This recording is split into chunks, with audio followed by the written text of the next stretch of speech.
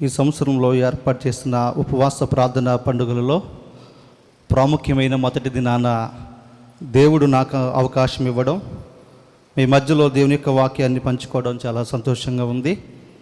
మొట్టమొదటిగా చక్కటి అవకాశం నాకు కల్పించిన జార్జ్ మల్లర్ గారికి, వారి కుటుంబ సభ్యులకి, కూడి ఉన్న సంఘం అంతటికి కూడా నా ప్రత్యేకమైనటువంటి వందనాలు తెలియజేస్తూ ఉన్నాను. దేవునికి స్తోత్రం.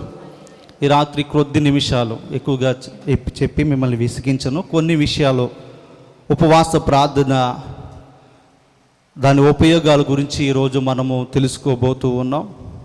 అయితే బైబిల్ గ్రంథములో ప్రథమ గ్రంథమైనటువంటి ఆదికాండము నుండి మనం చూస్తే ఎక్కువగా ప్రార్థన మనకు కనబడుతూ ఉంటుంది. అదే న్యాయాధిపతుల గ్రంథం కంచి మనం చూస్తే కనుక మొట్టమొదటిగా ఉపవాస ప్రార్థన గురించి ఈ యొక్క న్యాయాధిపతుల గ్రంథములో మనకి కనబడుతూ ఉంటుంది. ప్రార్థన వేరు, ఉపవాస ప్రార్థన వేరా అంటే కనుక ఖచ్చితంగా వేరు.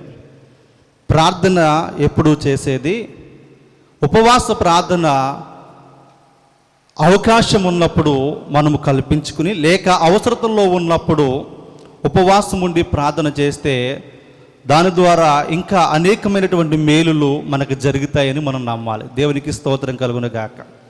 ప్రార్థన ప్రతిరోజు చేస్తాం. చాలామంది రోజు ప్రార్థన చేస్తారు, అయినా కానీ కొన్ని అవసరతలు తీరక అలాగనే ఉంటాయి. అంత మాత్రాన దేవుడు ప్రార్థన ఆలకించట్లేదు అని కాదు, కానీ ఒక్కొక్కసారి మనము ఏదైనా ఫీవర్ వచ్చినప్పుడు ఒక ట్యాబ్లెట్ వేసుకుంటే, జ్వరం వచ్చినప్పుడు తగ్గినప్పుడు ఏం చేస్తాం, మరలా ఇంకొక ట్యాబ్లెట్ వేసుకుంటాం. అయినా తగ్గకపోతే డోస్ పెంచాలి కాబట్టి ఏం చేస్తాం, డాక్టర్ గారి దగ్గరికి వెళ్ళినప్పుడు దానికి యాంటీబయాటిక్ జోడించి ఏం చేస్తాడు, మరలా పవర్ గల మందులు రాస్తాడు. అంటే ప్రార్థన శక్తివంతమైనదే, దాన్ని అధిగమించి ఇంకా శక్తివంతమైనది ఉపవాస ప్రార్థన. దేవునికి స్తోత్రం కలుగును గాక. కొన్నిసార్లు ప్రార్థన చేసినప్పుడు జవాబు రానప్పుడు మనం ఇంకేం చేయాలంటే, ఇంకా కనిపెట్టి ఉపవాసంతో దేవుని సన్నిధిలో మనము ప్రార్థన చేయగలిగితే ఖచ్చితంగా దేవుని యొక్క జవాబు, లేక దేవుని యొక్క సమాధానము, లేక దేవుని యొక్క ఆ యొక్క న్యాయ విధిని మనం పొందుకుంటామని ప్రభు పేరట మీకు తెలియజేస్తూ ఉన్నా. బైబిల్ గ్రంథంలో ఈ న్యాయాధిపతుల గ్రంథము 20వ అధ్యాయంలో మనం చూచినట్లయితే కనుక 26వ వచనం నుండి ఒకసారి మనం దేవుని యొక్క వాక్యాన్ని మనం చూస్తే కనుక, వీరందరూ కత్తువారు, అప్పుడు ఇశ్రాయేలు వారందరూ జనులందరూ పోయి బేతేలును ప్రవేశించి ఏడ్చుచు సాయంకాలం వరకు అక్కడ యెహోవా సన్నిధిని కూర్చుండుచు ఉపవాసముండి దహన బలులను సమాధాన బలులను యెహోవా సన్నిధిని అర్పించిరి. చిన్న ప్రార్థన చేసుకుందాం. మహాకృపయు కనికరము గల మా ప్రియ పరలోకపు తండ్రి, మీ ఘనమైన శ్రేష్టమైన నామములో మీకు వందనాలు స్తోత్రాలు చెల్లిస్తున్నాం ప్రభువా. గడిచిన కాలమంతా కూడా మమ్మలను మీ కృపచేత సంరక్షించి, ప్రాముఖ్యంగా ప్రభువా నీ బిడ్డలు దైవజనులు ఏర్పాటు చేసినటువంటి ఈ యొక్క ఉపవాస ప్రార్థన పండుగలలో ప్రథమ దినాన ప్రభువా నీ వాక్యం, నీ కృప మీరు దయచేశారు. ఆయా చదవబడినటువంటి ఈ మాటలు మేము ధ్యానించబోతూ ఉండగా నీ మాటల ద్వారా ప్రతి ఒక్కరితో మీరు సూటిగా మాట్లాడండి. నిలవబడుతున్నటువంటి మేము ప్రభు వట్టివారు, మా మాటలు కాక అయా మీ మాటలను ఇక్కడ ప్రచురం చేసి ప్రతి ఒక్కరిని బలపరిచి సహాయము చేయమని యేసు నామం అడిగి వేడుకుంటున్నాము తండ్రి, ఆమేన్. ప్రభునందు ప్రియులారా, చదవబడిన ఈ మాటలు మనము జ్ఞాపకం చేసుకునే ముందు ఇక్కడ ఈ అధ్యాయం మనం చూస్తే కనుక ఒక వ్యక్తికి అన్యాయం జరిగింది. ఏం జరిగిందండి? అన్యాయం జరిగింది. ఏంటి అన్యాయం అంటే, ఒక లేవీయుడు తన భార్యను తీసుకుని రాత్రికాల సమయంలో ఒక ప్రాంతానికి వచ్చి ఆగాడు. ఆగినప్పుడు ఆ ప్రాంతంలో, అది కొత్త ప్రాంతము, అయితే ఆ ప్రాంతంలో నివసించడానికి ఏ అవకాశం లేనప్పుడు ఒక అతనికి ఎదురయ్యి తన ఇంట్లో అతనికి ఆశ్రయం ఇస్తాడు. అయితే ఆ రాత్రికాల సమయంలో ఆ యజమానుడు తన భార్య వెళ్ళి ఆ ఇంట్లో ఆశ్రయం తీసుకున్నప్పుడు అక్కడ జరిగినటువంటి పరిస్థితి, ఆ ప్రాంతంలో ఉన్నటువంటి బెన్యామీనీయులు సంతతికి చెందినటువంటి వాళ్ళు వచ్చి ఆ కుటుంబంలో ఉన్నటువంటి ఆ ప్రాంతానికి వచ్చినటువంటి ఆ యజమానిని మీద దాడి చేస్తారు. దాడి చేసి తన కూడా రాబడినటువంటి తన భార్యను పాడు చేయడం జరిగింది. అక్కడ అతనికి అన్యాయం జరిగింది. అన్యాయం జరిగిన తర్వాత జరిగిన సంఘటన ఏంటంటే ఆమె చనిపోయింది.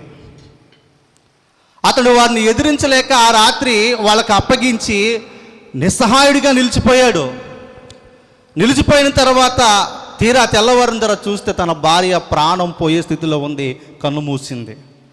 ఇప్పుడు దానికి ఏం జరిగిందండి? అన్యాయం జరిగింది. ప్రాంతం కాని ప్రాంతంలో తలదాచుకునే చోట ఒక గుంపు వచ్చి వాళ్ళ మీద దాడి చేసి అన్యాయం చేసి తన భార్యను చంపినప్పుడు తనకు న్యాయం చేసే వారి కోసం ఏం చేశాడంటే తన భార్యను 12 ముక్కలుగా చేశాడంటండి. 12 ముక్కలుగా చేసి, ఇది చేసింది ఎవరు అంటే తన సహోదరుల కుటుంబస్తులే. ఇశ్రాయేలు గోత్రాల్లో 12 గోత్రంలో అయినటువంటి ఒక గోత్రము ఈ తప్పిదము చేసింది. అయితే ఇప్పుడు మిగతా వాళ్ళందరికీ ఈ విషయం తెలియాలని 12 గోత్రాలకు 12 ముక్కలుగా చేసి, దీనిని బట్టి మీరందరూ నాకు న్యాయం చేయాలని ఆయన ఏం చేశాడంటే ప్రతి ప్రాంతానికి ఒక ముక్క గడిగి పంపించారు. ఈ విషయం తెలిసిన తర్వాత ఇశ్రాయేలు ప్రజలందరూ కూడా ఏకమై కూడారు. అతని పక్షాన న్యాయం చేయడానికి ఏర్పరచబడినప్పుడు ఎవరు చేశారు అని తెలిస్తే గనక ఈ పని చేసింది ఎవరు అంటే ఎవరండి? బెన్యామీని. వాళ్ళు చేసినటువంటి ద్రోహాన్ని బట్టి వీళ్ళందరూ 11 గోత్రాలు కూడా కలిసి వచ్చి ఇతని పక్షాన్ని న్యాయం చేయాలని ఏర్పరచుకున్నప్పుడు, వారు న్యాయం వాదించడానికి అక్కడికి వెళ్ళినప్పుడు వాళ్ళందరూ ఒకటే అన్నారు, ఈరోజు ఖచ్చితంగా మనం న్యాయం చేసిన తర్వాత ఎవరింటికి వాళ్ళు వెళ్దాం, ఇతనికి న్యాయం జరగాలని వెళ్ళినప్పుడు ఆ బెన్యామీను గోత్రీయులను పిలిచి అన్నారు, ఎవరైతే ఈ దుష్కార్యానికి పాల్పడ్డారో వాళ్ళను మాకు అప్పగిస్తే వాళ్ళకి చెయ్యాల్సినటువంటి న్యాయమేదో అన్యాయమేదో ఇక్కడ న్యాయము జరిగించి మేము వెళ్తాం, లేని ఎడల తర్వాత ఏం చేయాలో చేస్తామన్నప్పుడు ఆ ప్రాంతంలో బెన్యామీనులో యవనస్తులు చేసినటువంటి ఆ తప్పిదాన్ని వాళ్ళు కప్పపిచ్చి వాళ్ళ పక్షాన మేము వాళ్ళను మీకు అప్పగించము. ఏం చేయమన్నారు? అప్పగించాం, మీరు ఏం చేసుకుంటారో చేసుకోండి, అవసరమైతే మీతో యుద్ధానికి మేము సిద్ధపడతామని చెప్పారు. 11 గోత్రాలు కలిసి న్యాయం కోసం పోరాటం చేస్తూ ఉంటే ఒక గోత్రం ఏం చేస్తుందంట? వ్యతిరేకంగా పోరాడుతూ ఉంది. దేన్ని బట్టి పోరాడుతుంది? అన్యాయాన్ని బట్టి పోరాడుతూ ఉన్నారు. అయితే వీళ్ళందరూ అనుకున్నారు, తప్పదిక న్యాయం జరిగే వరకు మనం ఏం చేయాలంటే వీళ్ళతో యుద్ధం చేద్దామని యుద్ధానికి సిద్ధమైనప్పుడు మొట్టమొదటిగా ఈ 11 గోత్రాలు కలిసి ఇప్పుడు బెన్యామీను గోత్రం మీదకి యుద్ధానికి వెళ్ళారు. న్యాయం ఏ పక్కన ఉందంటారు? ఇప్పుడు 11 గోత్రాల వారి పక్కన ఉందా, బెన్యామీనుల గోత్రం పక్కన ఉందా చెప్పాలి. ఇప్పుడు మనం ఎవరి పక్కన ఉందండి? 11 గోత్రాలు న్యాయం కోసం పోరాడుతున్నాయి. అన్యాయం పక్షాన బెన్యామీను గోత్రం నిలబడి ఏం చేస్తుందంటే వీళ్ళతో యుద్ధం చేసింది. ఇప్పుడు ఎవరు నగ్గాలి యుద్ధంలో? 11 గోత్రాలు వారు నగ్గాలి. అయితే జరిగింది ఏంటో తెలుసా? న్యాయం వీళ్ళ పక్కనున్నా, మంచి వీళ్ళ పక్కనున్నా, వీళ్ళలో మొట్టమొదటిగా వీళ్ళు యుద్ధానికి వెళ్ళినప్పుడు వీళ్ళలో కొంతమంది హతులైపోయారు. ఒక గోత్రము 11 గోత్రాల వారిని చంపివేసింది. కొంతమందిని చుట్టినట్లయితే కనుక 20వ అధ్యాయములో 21వ వచనంలో మనకు కనబడుతూ ఉంటుంది. చూస్తుంటే కనుక బెన్యామీనీయులు గిబియాల నుండి బయటకు వచ్చి ఆ దినమున ఇశ్రాయేలీలో 22,000 మందిని నేల గూర్చిరి. అయితే ఇశ్రాయేలీలు ధైర్యము తెచ్చుకుని తాము మొదట ఎక్కడ యుద్ధ పంక్తులు తీర్చిరో ఆ చోటనే మరలా యుద్ధము జరగవలనని తమను తాము యుద్ధ పంక్తులుగా తీర్చుకునేది. మొట్టమొదటికి ఏం చేశారంటే యుద్ధానికి వెళ్ళారు. 11 గోత్రాలకు సంబంధించినటువంటి కొంతమంది వెళ్తే ఆ ఒక్క గోత్రం ఎంతమంది అంటే కొంతమందిని హతం చేశారు. ఇప్పుడు చెప్పాలి మీరు, 11 గోత్రాలు కలిసి ఒకరి మీదకి వెళ్తే ఒక గోత్రం యుద్ధం చేస్తే న్యాయం ఏ పక్కన ఉంది చెప్పాలి మీరు. న్యాయం మాట్లాడుకుందాం. ఏ పక్కన ఉందంటే కనుక ఇశ్రాయేలులు ఉన్న 11 గోత్రాల పక్కన న్యాయం ఉన్నా కానీ వీళ్ళు ఎందుకు ఓడిపోయారు? ఒక్కొక్కసారి ఏం చేస్తుందంటే భక్తి జీవితంలో కూడా మనం అనుకుంటూ ఉంటాం, మనం న్యాయంగానే బ్రతుకుతూ ఉన్నాం, మనం కష్టపడాల్సిన రీతిగానే కష్టపడుతూ ఉన్నాం, బైబిల్ వాక్యానికి కట్టుబడి మనం జీవిస్తూ ఉన్నాం, కానీ సమస్యలు ఎవరికి వస్తాయి? బైబిల్ వాక్యానికి కట్టుబడి జీవించే వారికే వస్తాయి. ఒక్కొక్కసారి లోకంలో ఉన్న వ్యక్తులు మనకి ఎలా కనబడతారు అని అంటే కనుక యోగ్యులుగా కనబడతారు. వాళ్ళకి ఏ కష్టాలు ఉండవు, వాళ్ళకి ఏ చింతలు ఉండవు. అలా అనుకున్నప్పుడు మనం ఏమనుకుంటాం ఏంటి అని అంటే కనుక చాలామంది లోకస్తులు తీర్పులు తెచ్చేవాడు, న్యాయం వాళ్ళ పక్కన ఉంది కాబట్టి వాళ్ళు వర్ధిల్లుతున్నారు, అన్యాయం వీళ్ళ పక్కన ఉంది కాబట్టి వీళ్ళు ఏం చేస్తున్నారు? కూలిపోతున్నారు. అలా అనుకోవడానికి బైబిల్ ప్రకారం వీలు లేదు. న్యాయం మన పక్కనున్న ఎందుకు ఓడిపోయాము అని అంటే కనుక మనం ఎక్కడో ఏదో పొరపాటు చేసాం, దాన్ని మరలా మనం ఏం చేసుకోవాలంటే సరి చూసుకుని మరలా ఏం చేయాలి అంటే కనుక యుద్ధాన్ని మరలా ప్రారంభించాలి. మరలా వెళ్ళారు. 25వ వచనం చదివితే కనుక గిబియోను నుండి బయలుదేరి వచ్చి ఇశ్రాయేలులో 18,000 మందిని మరలా నేలకొల్చారు. మళ్ళా వెళ్తే మళ్ళా ఏమైపోయారు? ఈ పాటి అంతకంటే ఎక్కువ మందిని మళ్ళీ హతం చేస్తారు. ఏంట్రా బాబు వీళ్ళు ఇలా చేస్తున్నారు? న్యాయం మా పక్కన ఉంది, న్యాయం కోసం పోరాడుతూ ఉంటే అన్యాయంగా నిలబడినటువంటి ఈ ఒక్క గోత్రం వీళ్ళందరినీ ఏం చేస్తుందంటే హతము చేస్తూ ఉందని ఇప్పుడు వీళ్ళు ఏం చేశారంటే నిరాశ పడకుండా డోస్ పెంచారు. అప్పటి వరకు ఏం చేశారో తెలుసా? వీళ్ళు సామాన్య ప్రార్థన చేశారండి. అప్పటి వరకు కూడా సామాన్య ప్రార్థన. అప్పటి వరకు కూడా ఎందుకు ఈ విజయం రాలేదు అంటే కనుక వీళ్ళ బలాన్ని నమ్ముకుని ఉండవచ్చు. అది ఒకటే ఒక గోత్రం, మనం 11 గోత్రాల వాళ్ళను ఆఫ్టర్ ఆల్ వాళ్ళంతా నలిపేయచ్చు అనుకున్నారు. కానీ అన్యాయం అక్కడ ఏం చేస్తుందంటే దాడి చేస్తూ ఉంది, మంచితనం ఓడిపోతూ ఉంది. న్యాయం కోసం పోరాడడానికి ఇప్పుడు ఎక్కడికి వచ్చారు అని అంటే కనుక బేతేలునకు వచ్చారు. దేవునికి స్తోత్రం కలుగును గాక. బేతేలు అనగా చెప్పాలి, బేతేలు అనగా దేవుని యొక్క మందిరం. దేవునికి స్తోత్రం కలుగును గాక.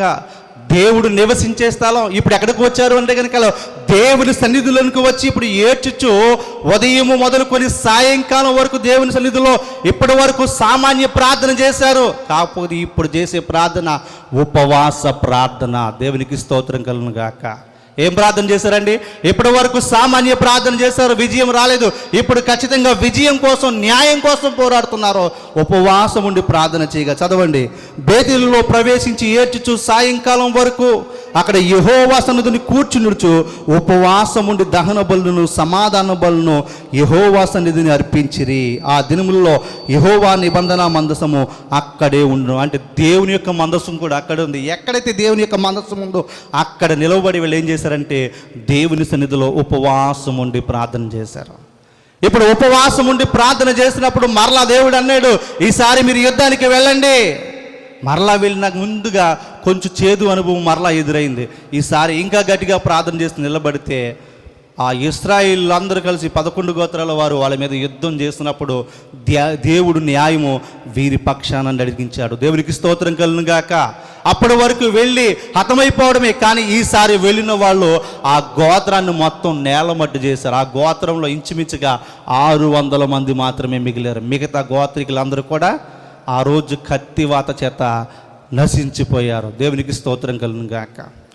మనం అనుకుంటాం ఒక్కొక్కసారి ఉద్యోగ ప్రయత్నాలు చేసినప్పుడు, ఉద్యోగంలో నమ్మకంగా మనం జీవించినప్పుడు మనం అనుకుంటాం నాకు రావాల్సినటువంటి ప్రమోషన్ వేరే వాళ్ళకి వెళ్తూ ఉంది, కానీ నాకు ఎందుకు రావట్లేదు, నేను నమ్మకంగానే ఉన్నాను.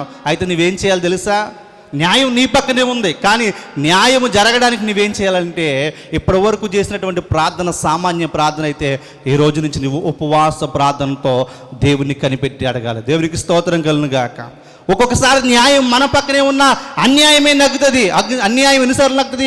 ఒకసారి నగ్గొచ్చు, రెండోసార్లు నగ్గొచ్చు. నీవు కనిపెట్టి ఉపవాస ప్రార్థన చేయగలిగితే ఎక్కడ అన్యాయము జరుగుతుందో అక్కడ దేవుడు కార్యమును చేయగలడు. దేవునికి స్తోత్రం కలుగును గాక. ఇప్పుడు ఇశ్రాయేలులో జరిగిన అన్యాయం అదే.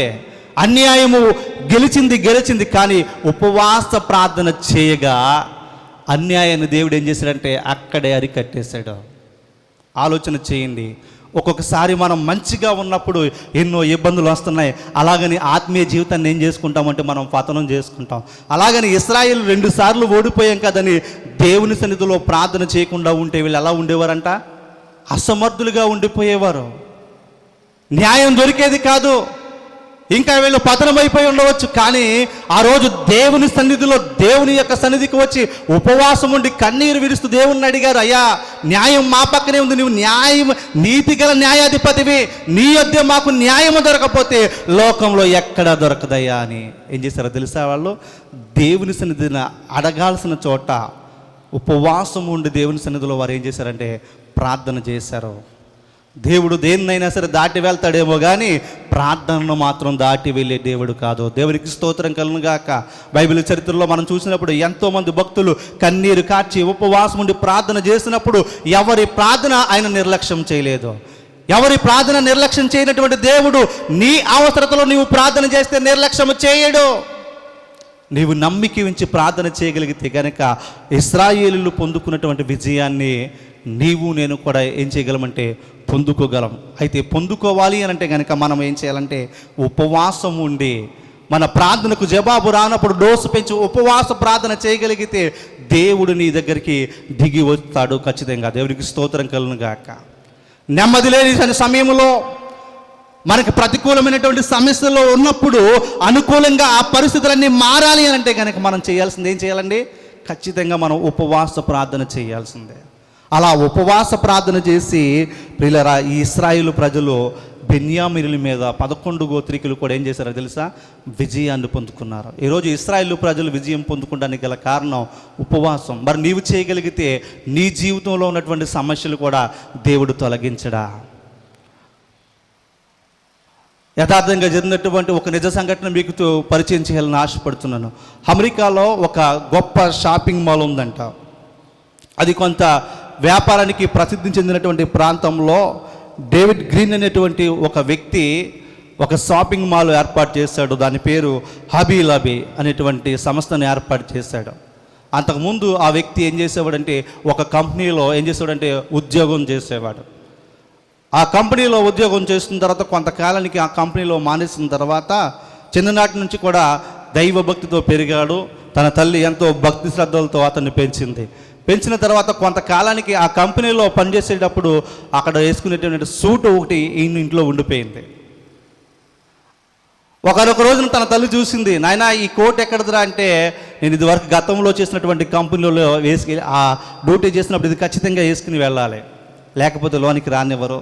మరి ఆ కంపెనీని విడిచిపెట్టి వచ్చి నీవే ఒక సొంతంగా ఒక కంపెనీ పెట్టావు కదా, ఇది ఇక్కడ ఎందుకు అంటే, ఇది ఇవ్వలేకపోయినా అలాగే ఉంచేసుకున్నానంటే ఆమె తల్లి ఉందంట, మనది కానిది మన దగ్గర ఉండకూడదు, కాబట్టి ఇప్పటికైనా ఆలస్యం లేదు, వెళ్ళి తీసుకువెళ్ళి ఇచ్చేసి రమ్మంది.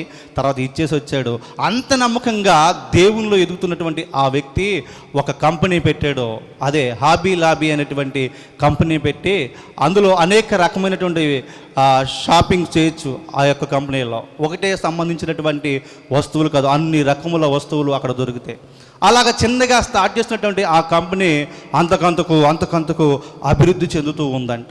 అయితే ఈలోపు అమెరికాలో ఒక ప్రకటన ఆ గవర్నమెంట్ వాళ్ళు ప్రకటించారు. ఏంటి ఆ ప్రకటన అంటే, ప్రతి ఒక్క షాపింగ్ మాల్లో ఈ ప్రభుత్వము నిర్మించినటువంటి ఒక ట్యాబ్లెట్ ఉంది. ఆ ట్యాబ్లెట్ ఎక్కడైతే మెడిసిన్ దొరుకుతుందో ప్రతి చోట ఖచ్చితంగా ఈ మెడిసిన్ ఏం చేయాలంటే అందుబాటులో ఉంచాలి. ఖచ్చితంగా వాళ్ళకి ఇష్టమున్నా లేకపోయినా ఈ మెడిసిన్ అమ్మి తీరాలనేటువంటి శాసనం పెట్టారు.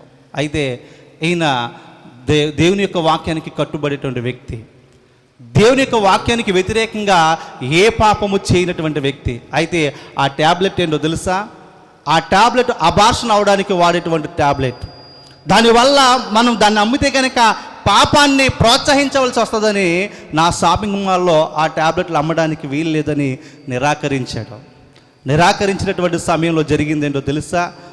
ఎవరైతే అమ్మరో వారి లైసెన్సులు క్లోజ్ చేయబడతాయి, వారి షాపింగ్ మాల్లో మూసివేయబడతాయని గవర్నమెంట్ ఏం చేసిందంటే ఒక తాకీదు పంపించింది.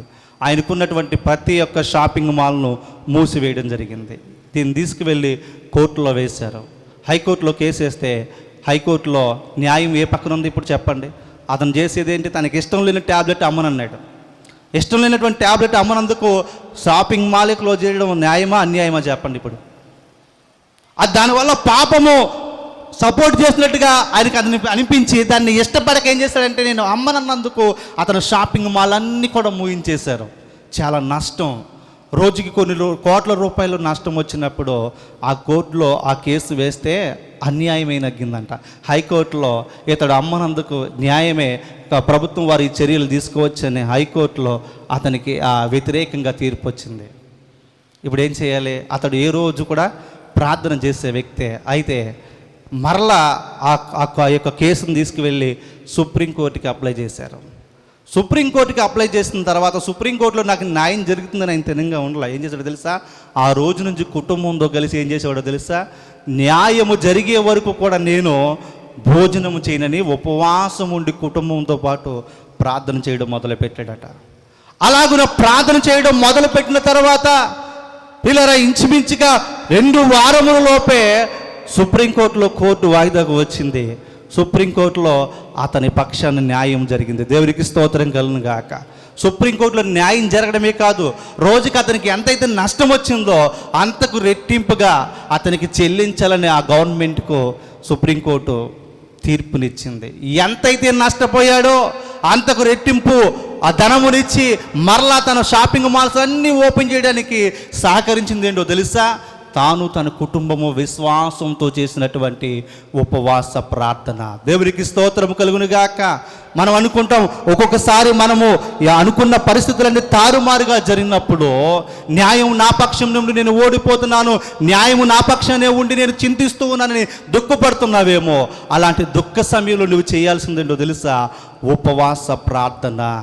ఉపవాస ప్రార్థన చేసినప్పుడు దేవుడు ఖచ్చితంగా వెనక్కి తిరిగి వచ్చేటువంటి దేవుడు.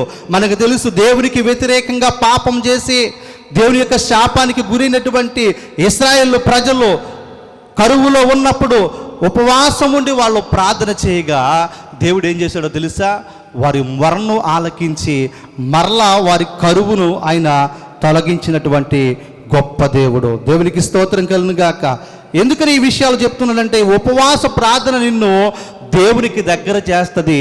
ఏవైతే కోల్పోయావో దాన్ని సంపాదించుకునేటువంటి అవకాశమే ఉపవాస ప్రార్థన. దేవునికి స్తోత్రం కలుగును గాక. అందుకే మనం ఏం చేయాలంటే, దేవుని సన్నిధిలో అవకాశం ఉన్నప్పుడు ఖచ్చితంగా ప్రార్థన చేయగలగాలి. ఏ ప్రార్థన చేయాలంట? ఉపవాస ప్రార్థన చేస్తే ఏం కలుగుతుందంటే గనక సంతోషము, సమాధానం కలుగుతుంది. అందుకే మనం పాడతాం కదా, రాజా నీ సన్నిధిలో నేనుంటానయ్యా, మనసారా ఆరాధిస్తూ బ్రతికేస్తానయ్యా. రాజా నీ సన్నిధిలో నేనుంటానయ్యా, మనసారా ఆరాధిస్తూ బ్రతికేస్తానయ్యా. నేనుండాలేనయ్యా, నే బ్రతుకాలేనయ్యా, నేనుండాలేనయ్యా, నే బ్రతుకాలేనయ్యా. నీవే లేకుండా నేనుండాలేనయ్యా, నీ తోడే లేకుండా నే బ్రతుకాలేనయ్యా. నీ సన్నిధానంలో సంపూర్ణ సంతోషం, ఆరాధించుకుని విలువైన అవకాశం. నీ సన్నిధానములో సంపూర్ణ సంతోషం, ఆరాధించుకునే విలువైన అవకాశం. కోల్పోయినవన్నీ నాకు ఇచ్చుటకును, బాధల నుండి బ్రతికించుటకును. కోల్పోయినవన్నీ నాకు ఇచ్చుటకును, బాధల నుండి బ్రతికించుటకును. నీవే రాకపోతే నేనేమైపోదును, నీవే రాకపోతే నేనేమైపోదును.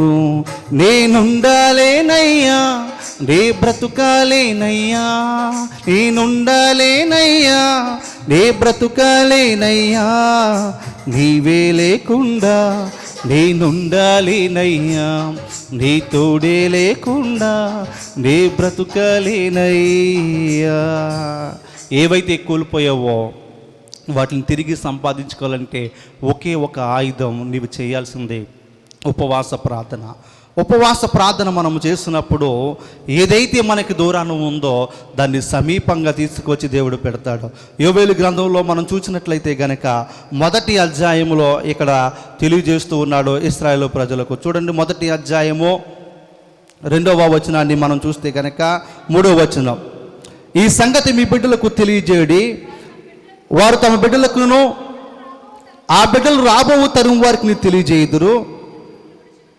గొంగలి పురుగులు విడిచిన దాన్ని మిడతలు తినివేసి ఉన్నవి, మిడతలు విడిచిన దాన్ని పసర పురుగులు తినివేసి ఉన్నవి, పసర పురుగులు విడిచిన దాన్ని చీడ పురుగులు తినివేసి ఉన్నవి.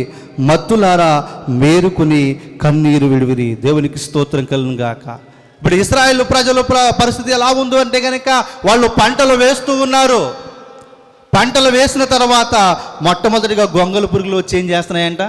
తినేస్తున్నాయి. గొంగలి పురుగులు వచ్చిన తర్వాత మరలా అవి చిగురుతున్నాయి అనుకుంటే పసర పురుగులు వచ్చి తినేస్తున్నాయి, మిడతలు వచ్చి తినేస్తున్నాయి. వాళ్ళు ఏది వేసినా కూడా అభివృద్ధి అనేది కనబడట్లేదు. ఏది చేసినా నష్టమే కనబడుతూ ఉంది. ఆ నష్టము ఎందుకు జరుగుతుందో వాళ్ళు ఆలోచించుకున్నటువంటి ఆ స్థితిలో వారు లేకుండా ఉన్నారు. ఇదే ఆ పరిస్థితి ఎప్పుడు కొనసాగుతూ ఉందని ఆలోచన లేకుండా అలాగే అలమటిస్తూ ఉంటే దేవుడు ప్రవక్త ద్వారా తెలియజేస్తూ ఉన్నాడు, మత్తులారా మీరు మేలుకొనండి. ఎప్పుడైతే మీరు సమస్యల వల్ల చిక్కుకున్నారో, ఏది చేసినా అది మీకు ఆటంకంగా మారుతుందో, మీరు దేవుని యొక్క సహాయాన్ని ఏం చెప్పారంటే కోల్పోయారు. ఆ సహాయాన్ని మీరు మరలా పొందుకోవాలంటే ఏం చేయాలంటే కనుక ఆ 1వ అధ్యాయం 14వ వచనంలో అంటాడు చూడండి, ఉపవాస దినమును ప్రతిష్ఠించుడి, వ్రత దినమును ఏర్పరచుకునుడి, యెహోవాను బతుమాలుకునుటకే పెద్దలను దేశంలోని జనులందరినీ మీ దేవుడైన యెహోవా మందిరంలో సమకూర్చి ఏం చేయాలండి? దేవుని యొక్క సన్నిధుల్లో సమకూర్చి ఉపవాస ప్రార్థనలు చేయాలి. చాలామంది ప్రార్థనలు చేస్తున్నాం కదా, ఉపవాస ప్రార్థన మాకు పడదండి అంటారు. జ్వరం వచ్చినప్పుడు డాక్టర్ గారు ఏమంటారండి? భోజనం చేయొద్దు అంటారు. మామూలుగా ఒకరోజు భోజనం చేయకపోతే మనకు నీరసం వచ్చేస్తుంది. కానీ జ్వరం వచ్చినప్పుడు భోజనం చేయకపోయినా ఎలా ఉంటాం? శక్తివంతంగానే ఉంటాం. ఎందుకని అంటారు? ఏదో తెలియని రహస్యం ఉంది ఉపవాసంలో. దేవునికి స్తోత్రం. ఆ రోజు ఉపవాసం చేయడం వల్ల కొంత ట్రీట్మెంట్ దేహానికి జరుగుతూ ఉంది, దానివల్ల ఆరోగ్యం కలుగుతూ ఉంది. నీవు చేసే ఉపవాసం, ఒక పూట భోజనం మానితే నీ దేహానికి ఆరోగ్యం కలిగించినప్పుడు నీ జీవితంలో ఒక గొప్ప పెనుమార్పుకు ఉపవాస ప్రార్థన తోడ్పడుతుందని నువ్వు నమ్మాలి. అలా నమ్మిన వారు ప్రార్థన చేయగలిగితే కనుక గొప్ప అద్భుతాన్ని పొందుకుంటారు. అప్పటి వరకు కూడా ఇశ్రాయేలు ప్రజలు నిర్లక్ష్యంగా ఉన్నప్పుడు వారు మేలుకొని దేవుని సన్నిధిలో ఉపవాసం ఉండి ప్రార్థన చేసినప్పుడు దేవుడు ఏం చేశాడో తెలుసా? వారి యొక్క మొరను ఆలకించాడు. వాళ్ళు ఎలా ఉపవాసం చేశారో తెలుసా? వాళ్ళకున్నటువంటి చంటి పిల్లలతో సహా, పశువులతో సహా మేతలు వేయకుండా దేవుని సన్నిధిలో భయపడుతూ ఉపవాసం చేశారు. చాలామంది ఉపవాసం చేయమంటే దేవునికి జరిసి ఉపవాసం చేయరు, మనుషులకు జరిసి ఉపవాసం చేస్తారు. దానివల్ల ఎటువంటి ప్రయోజనం ఉండదు. అందరికీ కనపడకుండానేమో ఉపవాసం, తర్వాత ఎవరికి కనపడకుండా కడుపు నింపుకునేటువంటి పరిస్థితులు కూడా చేస్తారు. దీనివల్ల ఏ ప్రయోజనం రాదు. కడుపు నిండిన వాడు సరిగా ప్రార్థన చేయలేడు. నువ్వు గుండె పగిలిలా ఏడ్చి ప్రార్థన చేయడానికి ఉపవాస ప్రార్థన తోడ్పడుతూ ఉంది. మీకు చికెన్ బిర్యానీ పెట్టి ఉపవాస ప్రార్థన చేయమంటే అది ఉపవాస ప్రార్థన ఎలా అవుతుంది? ఉపవాస ప్రార్థన అంటే కడుపు మాడాలి, నీ హృదయం మండాలి. దేవునికి దగ్గరగా చేయాలంటే వ్యర్థమైనటువంటి ఆలోచనలు పోవాలి. అందుకనే మనము మత్తులుగా ఉన్నటువంటి ఆ ప్రజలను ఏం చేయమంటాడంటే, మత్తులారా మీరు మేలుకొనండి. ఏం చేయాలంట? ఉపవాస ప్రార్థన చేయండి, ఉపవాస దినాన్ని ప్రతిష్ఠించుకోండి. ఇప్పటి వరకు మీరు దేవునికి సమీపంగా లేరు. ఈరోజు దగ్గర అవ్వాలంటే మీరు ఉపవాసం ఉండి కన్నీరు విడుచుచు దేవుని సన్నిధికి వచ్చినట్లయితే కనుక ఆయన ఏం చేస్తాడు? మీ మొరను ఆలకిస్తాడు. ఎప్పుడైనా మీరు ఉపవాసం ఉండి కన్నీరు విడుచుచు దుఃఖించుచు మనపూర్వకంగా తిరిగి నా యొద్దకు రండి. ఇదే యెహోవా వాక్కు. సమస్యల్లో ఉన్నవాళ్ళు, అవసరతల్లో ఉన్నవాళ్ళు, బాధల్లో ఉన్నవారు, ఏ పరిస్థితుల్లో ఉన్నా కానీ దేవుడి రాత్రి చెప్తూ ఉన్నాడు, ఇప్పుడైనా మనస్ఫూర్తిగా తిరిగి నా యొద్దకు రండి. మనస్ఫూర్తిగా దుఃఖించుచు నా సన్నిధికి వచ్చి మీరు ప్రార్థన చేయగలిగితే దేవుడు మీ మీద ఇప్పుడు పనిచేస్తున్నటువంటి సమస్త కీడులను దూరపరిచి దేవుడు మిమ్మల్ని మేలు చేయబోతూ ఉన్నాడు. 13వ వచనం అంటాడు, మీ దేవుడైనటువంటి యెహోవా కరుణావాత్సము గలవాడును శాంతమూర్తియు అత్యంత గల కృపగలవాడునై ఉండి తాను చేయనుద్దేశించిన కీడును చేయక పశ్చాత్తాపడును. ఒక్కొక్కసారి మనము వేసేటువంటి చిన్నటువంటి పొరపాట్లు దేవుడు చూస్తూ ఉంటాడు. అందుకని ఏం చేస్తాడంటే కొన్ని శిక్షలు మనకి వేస్తూ ఉంటాడు. ఆ శిక్షలు ఎదురైనప్పుడు ఏం చేయాలి తెలుసా? ఇది దేవునికి వ్యతిరేకంగా నేను నడుస్తున్నాను కాబట్టి దేవుడు వేసిన శిక్ష అని జ్ఞాపకం చేసుకుని ఏం చేయాలంటే పశ్చాత్తాపడాలి. ఇప్పుడు వీళ్ళు వేసే పంటలు ఎందుకు నాశనం అయిపోతున్నాయి? వీళ్ళు చేసే వ్యవసాయం ఎందుకు వృద్ధిలోకి లేదంటే దేవునికి వ్యతిరేకంగా వీళ్ళు నడుచుకున్నారు కాబట్టి దేవుని యొక్క శాపం మన మీద ఉంది. ఇది తొలగించాలి అంటే కనుక దేవుణ్ణి వేడుకోవాలి. ఆయన ఎలాగైతే కరుణిస్తాడు అంటే తెలుసా? ఉపవాసం ఉండి ప్రార్థన చేస్తే ఖచ్చితంగా ఆయన కరుణించేస్తాడు. అందుకే ఆయనకు ఒక పేరు పెట్టాడు, మీ దేవుడైన యెహోవా కరుణావాత్సల్యము గలవాడు, శాంతమూర్తియు, అత్యంత కృపగలవాడై ఉండి తాను ఉద్దేశించిన కీడును చేయక పశ్చాత్తాపడును గనుక మీ వస్త్రములను కాక మీ హృదయమును చింపుకొని ఆయన తట్టు తిరగాలి. దేవునికి స్తోత్రం కలుగును గాక. చాలామంది ప్రార్థన చేయమంటే జుట్లు పీకేసుకుంటూ ఉంటారు, చప్పట్లు కొట్టేసుకుంటూ ఉంటారు. దేవుడు అంటున్నాడు, మీ హృదయాలను కొమ్మరించండి, ఆయన వైపు తిప్పండి. నువ్వు కొట్టే చప్పట్లు కాదు, నువ్వు కొట్టే కేకలు కాదు, నీ హృదయ వేడిలో నుండి హృదయపు సెగలు దేవునికి తాకాలి అంటే కనుక నువ్వు మనస్ఫూర్తిగా ప్రార్థన చేయగలగాలి. చాలామంది మనస్ఫూర్తిగా ప్రార్థన చేయరు. ప్రజలకు జడిసి ప్రార్థన చేసే వాళ్ళు ఉంటారు, సంఘానికి జడిసి ప్రార్థన చేసే వాళ్ళు ఉంటారు. అవసరత లేకపోయినా అందరూ చేస్తున్నారు, నేను చేయాలని ప్రార్థన చేస్తారు. కానీ దేవుని దగ్గరికి వచ్చిన వాడు ఏం చేయాలి అంటే కనుక మనస్ఫూర్తిగా రావాలి, హృదయమును దేవుని వైపు తిప్పి ప్రార్థన చేయాలి. కొంతమంది దేని వైపు తిప్పుతారంటే కళ్ళు మూసుకుంటారు, కానీ ఇంటికాడ ఉన్న పరిస్థితులు గుర్తు వస్తూ ఉంటాయి. వాటి మీద నువ్వు లక్ష్యం పెట్టి ప్రార్థన చేస్తే నీ ప్రార్థన వినటు దేవుడు అన్నాడు కదా. మీరు ఇప్పుడైనా మనస్ఫూర్తిగా దుఃఖించి ఏం చేయాలంట? ఆయన యొద్దకు రావాలి. ఆయన యొద్దకు వచ్చిన వాడు, ఏడుస్తూ వచ్చిన వాడు సంతోషంగా పంపించేటువంటి దేవుడు మనము ఆరాధిస్తున్నటువంటి దేవుడు. దేవునికి స్తోత్రం కలుగును గాక. ఇశ్రాయేలు ప్రజలు దేవుని సన్నిధిలోకి వచ్చి ప్రార్థన చేసినప్పుడు 2 సార్లు ఓటమి పాలైన 3వసారి విజయంతో నింపించాడు. విజయంతో నింపి వారిని పంపించాడు, సంతోషంతో పంపించాడు. ఇక్కడ మనం చూస్తే యోవేలు గ్రంథంలో ఏం చేశాడంటే దుఃఖిస్తూ వచ్చిన వాళ్ళని ఎలా పంపించాడో తెలుసా? సంతోషముగా పంపించాడు. దేవునికి స్తోత్రం కలుగును గాక. రాత్రికాల సమయంలో దేవుని సన్నిధికి నువ్వు ఎలాగున వచ్చావో తెలియదు, కానీ వచ్చిన నీవు దేవుని సన్నిధుల్లో ఈరోజు పశ్చాత్తాపంతో ఏడవగలిగితే దేవుడు నిన్ను సంతోషంతో పంపించబోతూ ఉన్నాడు. దుఃఖిస్తూ వచ్చినటువంటి నిన్ను సంతోషంతో పంపించి నీ పట్ల ఇంతవరకు ఏదైతే నువ్వు ఏ విషయంలో అయితే ఓడిపోయావో ఆ విషయాల్లో నీకు విజయం ఇచ్చి పంపించబోతూ ఉన్నాడు. నమ్మిన వారు ఏం చేయాలని తెలుసా? ఈరోజు పశ్చాత్తాపంతో దేవుని సన్నిధిలో హృదయపూర్వకంగా మనస్ఫూర్తిగా దేవుని దగ్గర మనము ఉపవాస ప్రార్థన చేయగలగాలి.